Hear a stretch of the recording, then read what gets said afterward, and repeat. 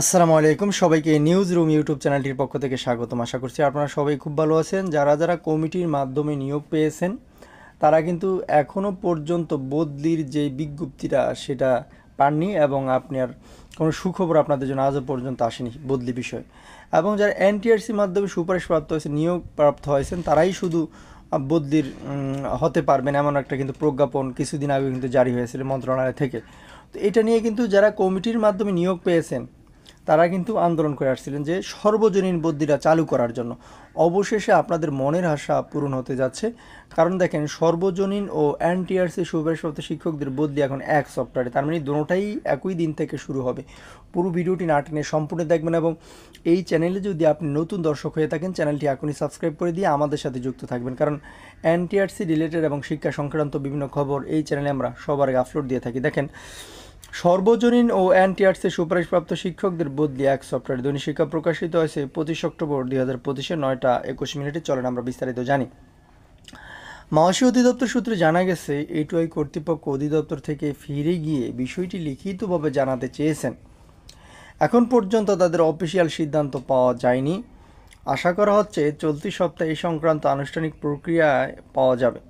তো ভালো কথা। তারপরে বিস্তারিত হচ্ছে, এখানে লেখা আছে যে বেসরকারি শিক্ষকদের বদলি কার্যক্রম ডিজিটাল প্ল্যাটফর্মে পরিচালনার লক্ষ্যে এটুআই কর্তৃপক্ষের সঙ্গে আলোচনা করেছে মাধ্যমিক উচ্চশিক্ষা অধিদপ্তর মাওসী।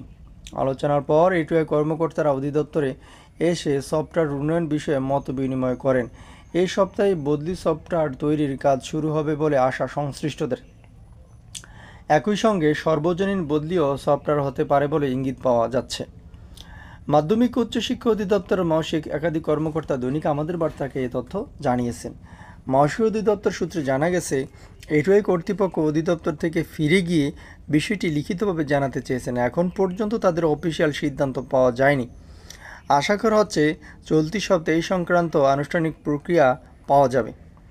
অধিদপ্তরের এক কর্মকর্তা দৈনিক আমাদের বার্তাকে জানান, এটুআই যদি লিখিতভাবে জানায় যে তারা সফটওয়্যারটি তৈরি করতে পারবে তাহলে আমরা তাদের কার্যাদেশ দেব। প্রস্তাবনায় সময়সীমা উল্লেখ থাকলে সেটি অনুযায়ী সফটওয়্যার তৈরির কাজ শুরু হবে। সফটওয়্যার তৈরি হলে 7 দিনের মধ্যেই শূন্যপদের চাহিদা সংগ্রহ করা সম্ভব হবে। দৈনিক আমাদের বার্তাকে তিনি বলেন, এ পর্যন্ত টেলিটকের কাছ থেকে কোনো সাড়া পাওয়া যায়নি। এদিকে সর্বজনীন বদলি কার্যক্রম চালুর বিষয়ে শিক্ষা মন্ত্রণালয়ে একটি সভা অনুষ্ঠিত হয়েছে। সভায় মাধ্যমিক শিক্ষা বিভাগের উপপরিচালক উপস্থিত ছিলেন।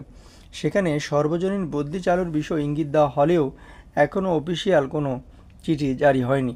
পরিকল্পনা অনুযায়ী এই কার্যক্রমও একই সফটওয়্যার মাধ্যমে সম্পূর্ণ হবে বলে মহাশী সূত্রে জানা গেছে। তা আশা করি বুঝতে পেরেছেন।